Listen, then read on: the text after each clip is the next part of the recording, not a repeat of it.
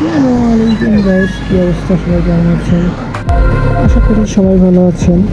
আমিও ভালো আছি আল্লাহর রহমতে। আমি যাচ্ছি কুষ্টিয়া থেকে ফরিদপুর ট্রেনে করে।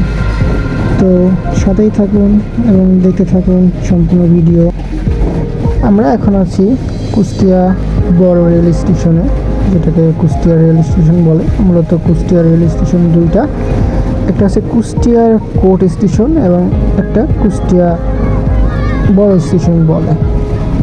তো কুষ্টিয়াতে দুইটা রেল স্টেশন হতে কুষ্টিয়া বড় যে রেল স্টেশন আছে, যেটাকে এখন আপনারা দেখতে পাচ্ছেন, তো এখানে কোনো ট্রেন থামে না।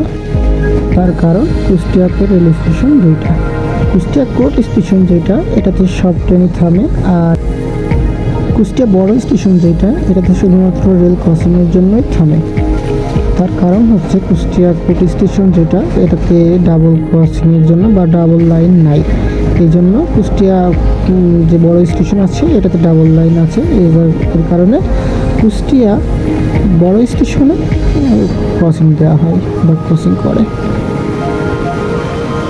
আমরা এখন কুষ্টিয়া স্টেশন ত্যাগ করব।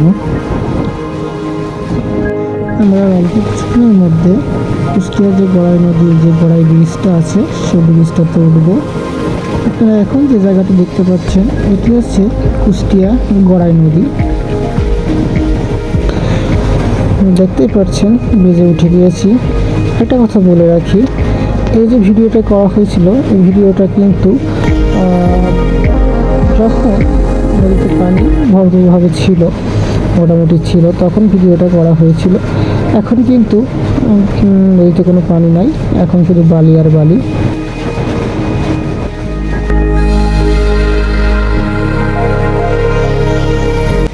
দেখতেই পাচ্ছেন ট্রেন লাইনের দুই পাশে ঘাট দিয়ে কি সুন্দর লতাপাতা ঘাস এবং কাশফুল, কত সুন্দর মনোরম পরিবেশ।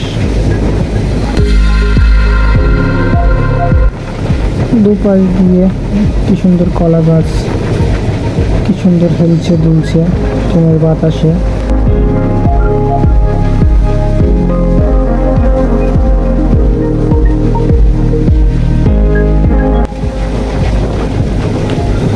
আজকের এই দিনটা কেমন যেন একটা মেঘলা মেঘলা আকাশটা রয়েছে।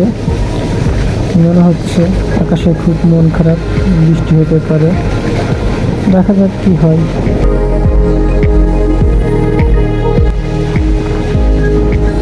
দেখতে দেখতে আরেকটি স্টেশনে চলে আসলাম। এখন আছি আমরা খুকসা স্টেশনে। খুকসা স্টেশনে এই মুহূর্তে ট্রেন ক্রসিং করবে। তো দেখতেই পাচ্ছেন ওই ট্রেন চলে আসছে, ট্রেন আসতেছে। ট্রেন ওইটা আসবে, তারপর ওইটা ছেড়ে যাবে।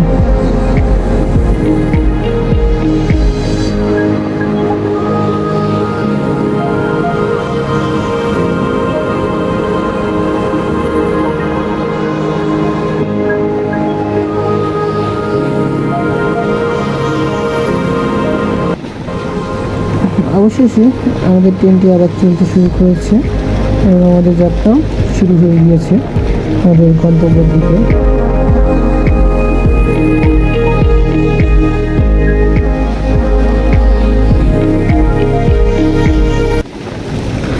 আজকে আপনাদেরকে ট্রেনের ভিতরে যেখান থেকে পাওয়ার উৎপাদন হয় বা পাওয়ার সাপ্লাই বা ইঞ্জিন যেটাকে বলা হয়, চলুন দেখে আসা যাক। তো এখন আছি আমি ট্রেনের ভিতরে। এই মুহূর্তে দেখতে পাচ্ছেন এটি হচ্ছে ইঞ্জিন বগি যেটাকে বলা হয়। তো এখানে মূলত ইঞ্জিন থাকে। এখানে এই ইঞ্জিনটার সাহায্যে, ইঞ্জিনটার মাধ্যমে পুরো বগিটা চলে আর কি, পাওয়ার সাপ্লাই হয়।